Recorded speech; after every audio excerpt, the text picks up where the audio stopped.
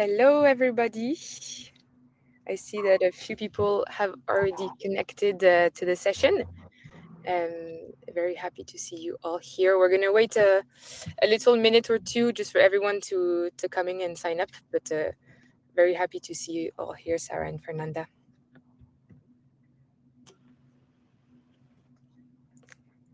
I think we will wait.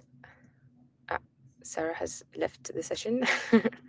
Oh, But we'll wait a little minute.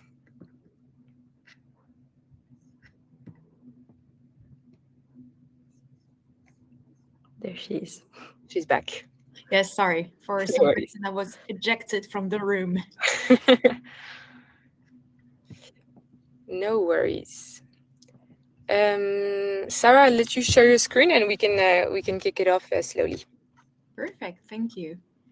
So you should be able to see my screen now.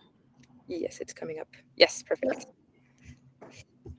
All right. Amazing. Well, hello everybody. Those that are already joining, those that will jump on the wagon in a few minutes. They'll keep up with my little introduction.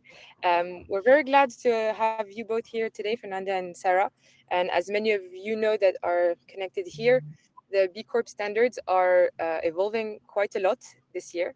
There's a lot of changes, ongoing changes that are going to be made or have been made that are designed to better reflect today's most urgent challenges that we see um, everywhere in Europe and in the US, from climate action and also in social impact. And these challenges are going to reshape how companies approach their B Corp certification and their recertification. So I would love for everyone to introduce themselves maybe in the chat with name, company name, and also if you're looking to be certified or recertified, because it will definitely help us pitch and show you the different changes and how it relates to your specific case. Actually, Greenly, we just finished our B Corp recertification, so as well, we'll be happy to talk about that if there are a few questions about our own journey in this process. But yes, so the B Corp standards are evolving this year to reflect the most urgent challenges that are happening, especially around climate action, which I'm very happy to speak about today with Fernanda and Sarah. And this will be the main deep dive of today's session. So there are other actions, but we'll look specifically into climate today. Why is this important? It's because businesses today, they'll need to measure their emissions, they'll need to set science-based targets to show the real progress that's being made in their companies. And it comes really at a critical moment, because in 2024, it was officially the hottest year on record, and we're still very far off track with the 1.5-degree goal that we all have. That's why today's conversation is so important. But what does this mean in practice? How can your business prepare to these changes? And most importantly, what opportunities can this create for your business as well? So this is what we're going to explore today. And for this reason, I'm thrilled to welcome you both, Sarah and Fernanda. Sarah is the head of community of B-Lab France, and Fernanda is directly from the certification team at B-Lab. So they will both share their official insights and help answer any live questions that you have. And for this reason, don't hesitate to use the chat box that's on the Livestorm app, and we will answer all of them at the end of the session. But Sarah and Fernanda, if I can let you also introduce yourself, that would be amazing. Yes, thank you, Chloe. So I'm very pleased to meet everyone. My name is Sarah, and I'm head of community at B-Lab France. And I will be the person introducing you to the requirements and also sub-requirements on climate action a bit later in this webinar. But first, I'm leaving the stage and the mic to Fernanda. Thank you, Sarah. Hi, everyone, and welcome. My name is Fernanda, and I work in the certification team at B-Lab France. And today we'll be having a brief introduction on the B Corp movement, and then I'm going to leave the floor to Sarah to talk about the climate action topic. So, yeah, thank you, Sarah.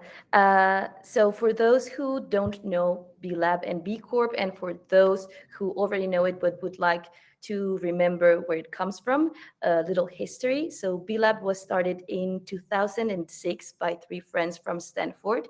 Those three men you see here on screen, Jay, Bart, and Andrew. And J.M. Bart started a company called And One, which was a basketball shoe and apparel company that Andrew had invested in. And the brand was known for being ahead of its time in terms of social responsibility. And by 2005, sales had leveled off around $250 million. So they decided to sell it and to take a year off to think about the next project. But just a few months later, they realized that the new owners had laid off 300 people, and that they walked back on all social commitments and the values that the company was built on. And that was a huge shock for them. So, in response, they created the B Corp movement to push for a different kind of capitalism, one where businesses serve all stakeholders and not just shareholders. And this is summed up by the now famous phrase, using business as a force for good. And just as I said, B Corp is more than just a certification. It is a movement with the goal of transforming the economy to make it more fair, inclusive, and regenerative. And the previous visual shows the foundations of B Corp and the movement's vision, which is building a new kind of capitalism. And this is made possible by the elements you see here on screen. First, we have the standards, the framework, which now includes both versions 1.6 and 2.1. And all the assessment tools for both are available on the B Impact platform, shown here in pink. This free online platform provides the key tools to manage, measure, and improve an organization's impact. It's also where companies can follow the certification process for the B Corp certification, shown here in blue. And on the right, in green, you can see everything designed to bring the movement to life, such as events, training programs, peer exchanges, all the activities that keep the B Corp community connected and thriving.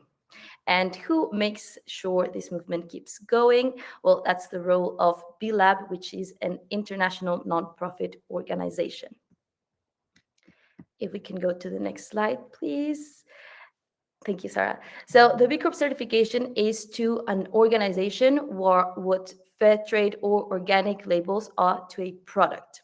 So certifying as a B Corp goes beyond product or service level certification. Being a B Corp is one one of the certification that measures a company's holistic social and environmental performance. It looks at the company as a whole and encompasses all company's activities. And today, just as Chloe was explaining it at the beginning, as the climate crisis intensifies and social inequality grows, the need to bring about systemic change was clear for B Lab, and that's why we have strengthened our standards for business impact and for equipping companies to drive meaningful and sustainable change. And these updates change the structure, the content of the standards and the certification and verification processes that go with them. Um, we, you must know that evolving our standards is nothing new for B Lab. We have already done it 6 times, and we will keep doing it. But this is the most significant development of the movement has seen since its inception 20 years ago. These standards give companies the clarity they need to take real concrete action, both for the people and the planet. And of course, in a world where laws keep changing and demands keep growing, it's easy to feel overwhelmed. And that's why the new standards highlight points of alignment to simplify data collection whenever possible. And meeting the new standards will strengthen impact management and build a solid foundation for long-term success. And the new standards will sort of galvanize and refocus the actions of companies to address the most pressing challenges, from climate change to systemic inequalities. And now each B Corp will be required to progress with the new requirements after 3 or 5 years, which is not a quest for perfection, but a commitment to sustainable, shared, and bold progress. And so, to show you what's actually changing between the current version and the new one, we're shifting from 5 impact areas, maybe you already know them, to 7 impact topics and foundation requirements. And the major change is that we're going from a flexible 80-point model to a minimum requirement, to a mandatory requirement across all 7 impact topics. So it's no longer just about hitting 80 points at each recertification. It's about continuous progress, as I previously said, 3 to 5 years. These new standards are also better aligned with global frameworks. And now, instead of a single tool that we had previously had, the B Impact assessment, now we have the platform B Impact, where you can find several impact measurement tools. And so these new 7 impact topics are purpose and stakeholder governance, fair work, what we call JEDI, or justice, equity, diversity, and inclusion, human rights, climate action, which we'll be diving into later, environmental stewardship and circularity, and government affairs and collective action. If you're interested in getting certified under Standards 2.1, it is important to know that certification on this version isn't available yet, but you can already start preparing for that. And so we have identified 2 key steps. First, get to know the standards and explore them. And that's exactly what you're doing by joining this webinar today. Then start your free assessment to do a gap analysis and map out your path for improvement. In that self-assessment, you will first see the foundation requirements, followed by the requirements linked to the 7 impact topics. And for what's next, BLab is currently working on defining a new certification and verification process, which is expected to roll out sometime in 2026. We'll be sharing more details on this by the end of the year. So to make sure you don't miss any updates, we recommend checking our blog article on version 2.1 of the standards, which is updated regularly. And finally, before we dive into the details of the climate action impact topic, we want you to know that if you have any questions about the B Corp certification, we host a Q&A session once a month, and you can also reach out to us anytime at the email address certification@bcorporation.fr. And now I give the floor to you, Sarah. Thank you a lot, Fernanda, for the introduction to the B Corp certification. And we will share the link to the Q&A session shortly in the chat, so you can register if you want to participate and ask more specifically related question to your company. But let's dive into climate action, because we have a lot to cover. As Chloe has been saying, this year has been a critical year for climate action, or in a sense, the lack of it. Today's kicks off work that our different country teams across BLab network will be doing to support the B Corp communities in taking climate action aligned with our new standards, and showcased it as one of the way in which the B Corp movement is contributing to the broader climate and nature agenda. I don't think I need to explain why we are in the crisis we are today. So let's move on to the topic itself, as we only have 30 minutes left. This impact topics requires company to develop an action plan to support limiting global warming to 1.5 degrees. There are different sub-requirements based on the size of company. We will see them in a few. In terms of setup, this impact topic focuses on three main areas. The first one is that the company needs to have a process to measure its greenhouse gas emission annually, and this is really focusing on larger companies. The second piece is that you have to have a commitment to contribute, helping keep global warming below 1.5 degrees. And under these requirements, what we ask is that there is a climate action plan or a climate transition plan for all size companies. Finally, the last and third pillar of this impact topic is that companies need to implement their action plan or their transition plan so that it doesn't just remain on paper. What we want to see really is progress. Companies need to evaluate the effectiveness of their climate action or transition plan and make a corrective if needed.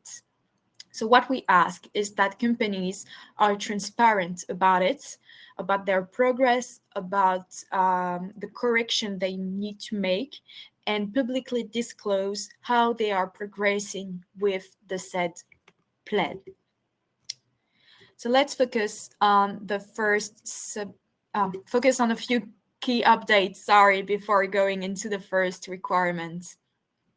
We wanted to highlight a few things because unfortunately I cannot see everyone's name, but I do believe that you might be working in different sized companies. And I have to say that it's very important to recognize that for this impact topic, we have decided to right-sized the requirement because we want to recognize that the capacity a small or medium-sized company will have is different from the one a large company can have. We know that measuring gas emission can be particularly resource intensive for smaller companies, and these companies may also face the risk of greenwashing if they set targets without relying on accurate and verified emission data. So what we did is we put the emphasis on the action and requires this company to have a climate action plan with measurable targets that don't rely on GSG measurements. For larger companies, I would like to highlight two requirements that we ask from them in addition, aside from the GSG inventory and the climate transition plan and the progress on this one. One is that we also ask large companies to incorporate just transition in their climate transition plan. What we mean here are two things. First, the company's own climate transition plan might have an impact on its stakeholder. So here it's relevant that the company identifies who could be impacted by the company transition plan and consider them, engage with them, and reflect this in their climate transition plan. The second thing is that there may be communities or stakeholders in the community's value chain that are already severely impacted by the climate crisis. So here again, companies could identify who are those that are most impacted by in their value chain and also make sure that this is considered in the company's climate transition plan as well. Another thing that we are now asking from large companies is advocacy. And this also echoes another impact topic that Fernanda just talked about, which is the government affair and collective action. We ask companies to explore how they can advocate with their local governments for a more robust climate legislation, but also within their trade or industry association as well, so that they are all moving towards supporting the global ambition of net zero by 2050. The last piece to highlight is the transparency and accountability. This is not just about increasing the credibility of a company's action, but it may also lead to potential collaboration because if others see that your company is struggling with a certain issue, there might be an opportunity to collaborate and work together on that. Collective action is really a key piece here to accelerate the transition. And I believe it is why when we talk about the B Corp, we do not only talk about the B Corp movement, sorry. We really talk about a B Corp community, meaning that we try to work together and to make sure our interdependency is used for good. So those were the key highlights, but let's focus on each requirement. So the first requirement is asking companies to have a process to measure its greenhouse gas emission annually. So as you can see, it mainly applies to all companies bigger than the large size. So that's all large, X large companies.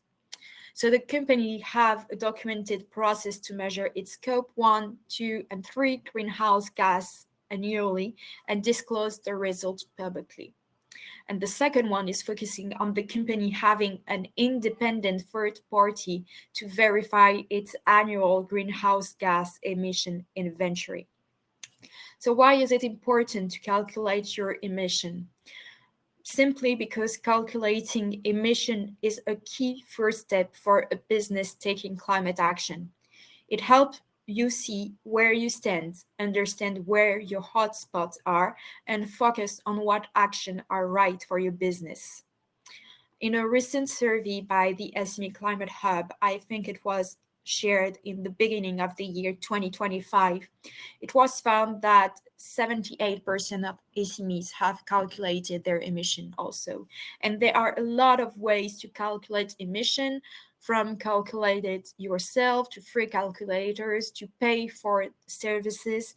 And although not all companies are required to measure and report their greenhouse gas emission, the standard does recommend that all companies do take this step.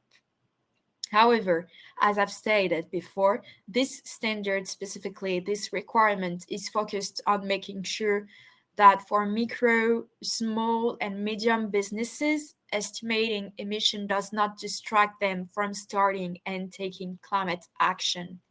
And that's why we're going to have the second requirement about companies being committed to contribute to help keep global warming below 1.5 degrees. So this requirement and the third one, the one we're going to tackle next, are really about businesses taking action on climate-related issues, such as emission reduction, climate justice, and just transition. They both relate to what businesses are doing around climate action, how they include and engage with their stakeholder, and how they report on their progress. This requirements break down into 4 parts. So the first one, as you can see, is for all companies that are inferior to the medium size or equal to the medium size company. It is about the company having a publicly available climate action plan.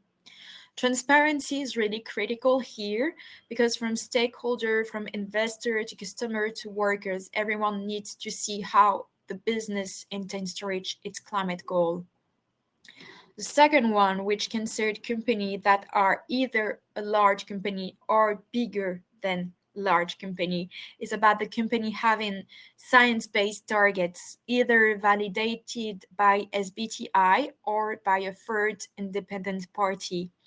This ensured targets aren't arbitrary, but instead really reflects on what's required for a fair contribution to net zero by 2025. The third one and the fourth one are also for companies that are bigger than the large size. The third one is about a company having a climate transition plan that shows the steps they will take in order to align with the global goal of net zero. This is about moving beyond promises and really focusing on implementation. And the last one is about consulting workers and stakeholders to ensure that the transition is a just one, meaning the plan avoid harm, shares opportunities fairly, and support those most affected by the shift.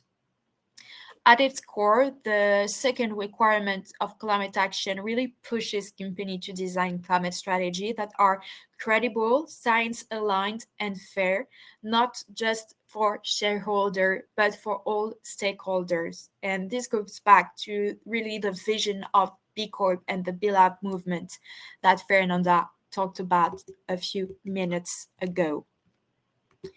Finally, the third requirement is about companies implementing and making progress on their climate action plan. So, whereas the previous one was really about setting the right plan and targets, this one is about delivery. It looks at how companies actually implement their climate action plans, evaluate their progress, and make sure the transition is fair and credible. It is set out in 7 parts, and surprisingly enough, it does not only distinguish the company by size, but also by sector. So the first one concern companies that are superior or equal to the large size and concern all sectors except the sector which is serviced with a minor footprint. It's about company already having an incentive remuneration scheme for its executive team. If so, the company needs to integrate climate targets. This really help this really is about helping aligning leadership performance with climate commitment. The second one is for only the extra large company. It's about the company using its advocacy voice to support the global net zero goal. It means ensuring the lobby and all the advocacy done by the company are consistent with its climate commitments. The third and the fourth one are basically the same. It's just is different from which company it is going to focus on. So all companies that are either medium sized or smaller, they need to make progress on their climate action plan and evaluate its effectiveness. For all companies that are either large sized companies or larger, it's about progress on the climate transition plan and its effectiveness. This shift focus from having a plan on paper to demonstrate real world results. The fifth one is also for companies that are either large sized or bigger and concern all sector except the service with minor footprints. It's about the company taking concrete steps to ensure a just transition. For example, supporting workers, communities, and suppliers who may be the most affected by the changes. And finally, the point 6 and 7 are very similar to the point 3 and 4 I just evoked.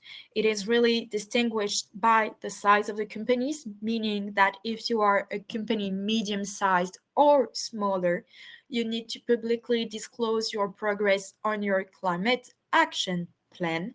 But if you are a large sized companies or bigger, you need to communicate your progress on your climate transition plan, which is different. Transparency here is essential to build trust and to hold companies accountable.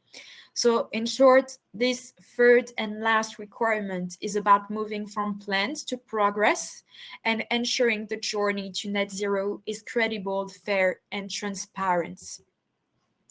So I know this was a lot of information, so I just wanted to take the time to come back to the key highlights and the shared principle that you can find across the various climate action requirements. And those principles are common to every company's dependent on business sector and size, obviously. But first, all B Corps will now be expected to have a public plan to tackle the climate crisis. The only difference here is that smaller businesses will have to have a climate action plan, whereas larger companies have a full transition plan. So the main difference behind this is really the level of detail behind each. For smaller businesses, it could be that their plan is to collect better data and measure emission, or maybe look at how their business model relates to supporting the global ambition to limit global warming 1.5 degrees. Climate transition for larger companies, on the other hand, requires really more strategic inputs and reporting and is more in line with other frameworks, but we'll go in more detail in a moment. Secondly, a real step change to in the standard is about specifying what a sufficient action or transition plan is. Business are expected to prove how they will achieve their targets and contribute to emission reduction in more detail. This really pushes businesses towards action and away from just communicating their targets. So what is suggested is that all plans, whether they are action plan or transition plan, must incorporate SMART targets. SMART is for specific, measurable, achievable, relevant, and time-bound. And these companies must have resources allocated to the said targets. Third, all B Corps are required to report on progress against the plan. It's another element pushing us toward action by encouraging accountability and reflection. All the requirements now involve reviewing and disclosing if the targets have been met, updating the plan regularly, and reflecting on lessons learned during the progress. Also, just like we talked about it through the concept of just transition and the incentive for leadership, there is recommendation of having a strong stakeholder engagement for all businesses. It's a way of recognizing the importance of engaging your workers, but also your value chain. And here it connects to another impact topic that we have, which is the human rights one. So this is really required for all businesses, but there is a very particular requirement for large and above businesses to address the just transition in their plan and consider the impact of the said plan on this stakeholder. And this leads us very nicely onto the just transition principle. It really is where the economy and society transition to a net zero world in a fair and inclusive manner by leaving no one behind. For large and above businesses, their plans should include considering any unintended consequences of their transition plan. For example, if you are working with critical materials such as lithium, cobalt, or nickel that are maybe needed for a lot of renewable infrastructure we need to reach net zero, then you need to consider that the mining of these can have a large negative impact on certain part of the world. And so this really should be considered in all your plans through stakeholder engagement. Another trend is that businesses can no longer purchase carbon offsets without reducing emission and then claim it net zero. A 90% reduction in emission for those larger businesses is expected before net zero claims can be made. It's really just aligning with SBTi. So we really recommend businesses to move away from any generic or confusing terminology. For example, at BLab Friends, we have been working really hard on any carbon neutrality declaration or anything that can be confusing to stakeholders and to consumers. And this also aligns with the upcoming European policies on the European consumer guideline that unfortunately do not know the name in English. I apologize, but if you are working in the Europe, you might be aware of it. So business should avoid inward claims. However, the standard does acknowledge the importance of supporting projects that looked at climate change mitigation, adaptation, technological upskilling, biodiversity restoration, and climate justice through private investment, but it's just that their plans should not be reliant on them only for carbon reduction. And finally, last but not least, we are trying to adopt a climate first, but not only a carbon first, but not only policy in a way that plans should acknowledge non-carbon impact. So it's really a recommendation that businesses should consider non-carbon impacts like biodiversity, water, waste, and critical materials use, so we do not fall under the carbon tunnel vision. In this little graph, in this table, you can really see the difference I talked about between action plan and transition plan. So the first thing I want to put out is that smaller businesses don't have to set targets based on quantitative carbon reduction. This is to avoid green claims and greenwashing, just like I talked about it, but also to not distract from action with measurement. Their action can be based on wider metrics and data points, and this is reflective of the fact that businesses in scope of this requirement don't have to estimate their GHG emission and CA1, and therefore it would be very difficult to set numerical targets. I also talked about the level of detail required by different businesses, and resource allocation is a good example of this. An action plan only requires narrative on how the resources are allocated to the action plan.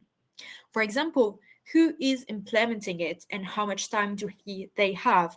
Is there sufficient technical support available? How is the budget approved?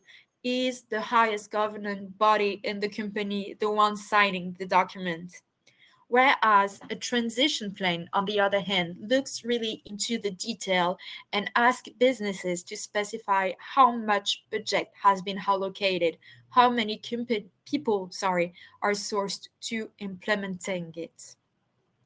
The third difference is on the stakeholder engagement.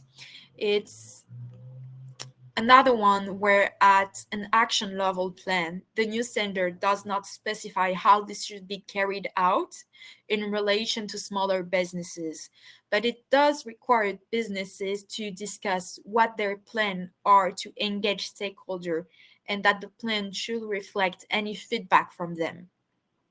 On the other hand, for transition plan, the standards are really specific on what this stakeholder engagement should look like. And the focus for this is around consulting stakeholder most at risk.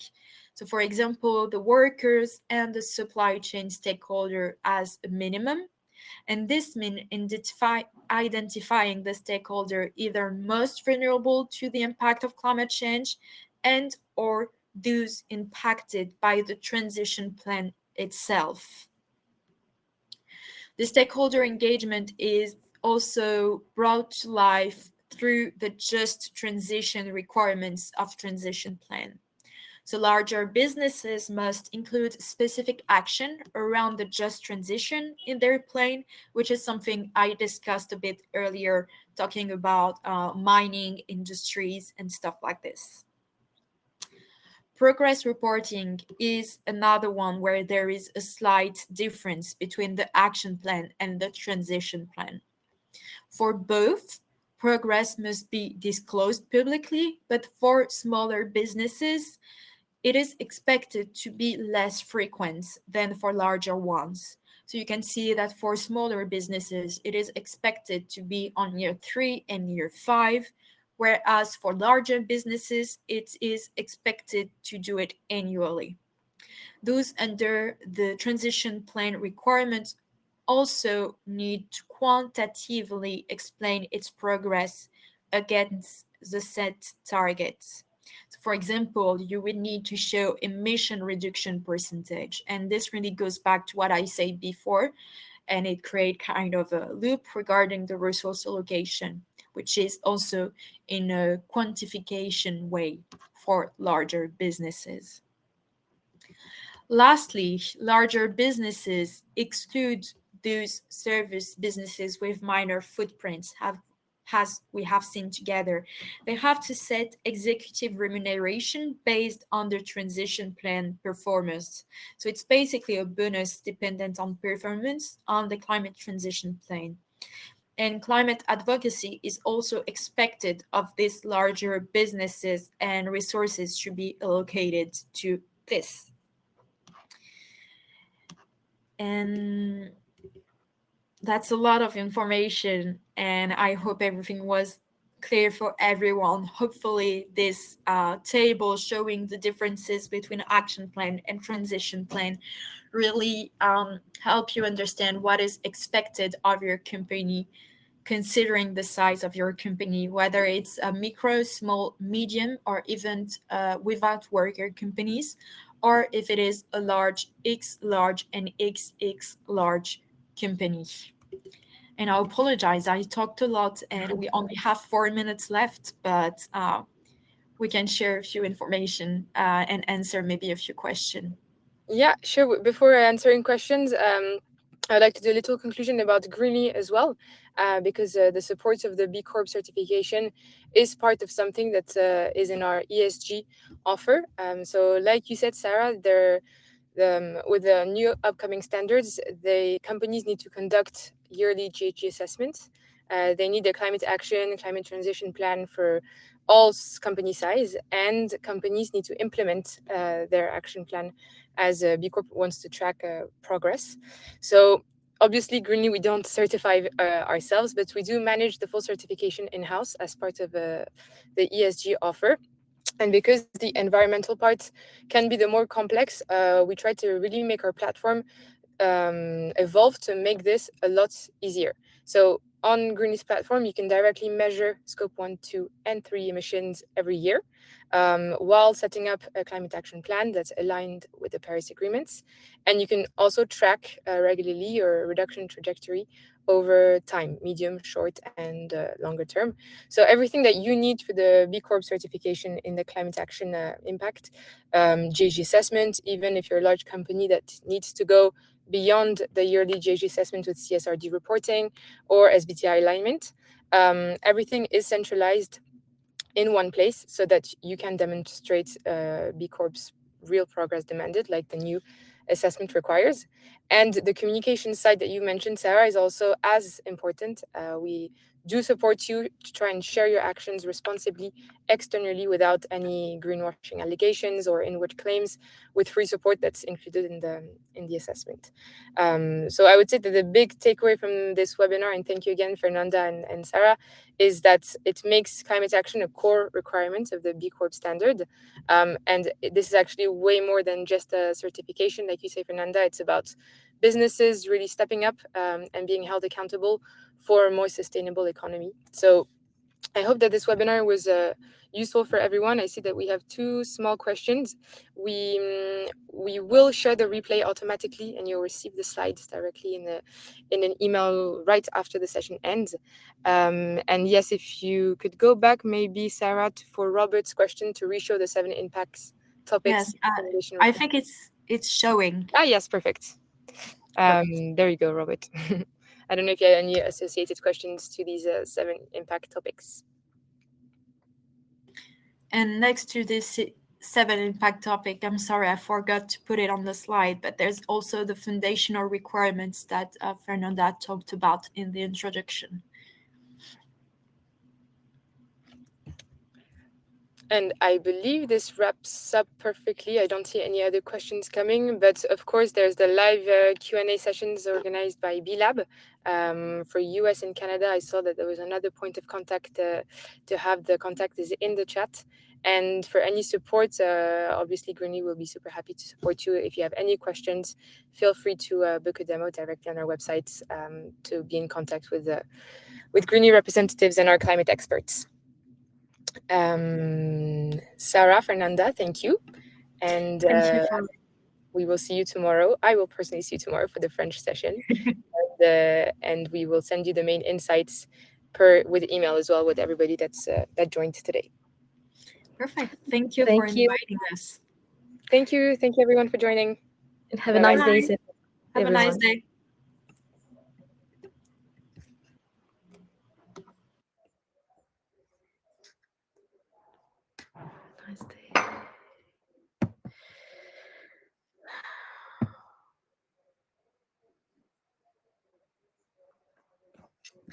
Hello.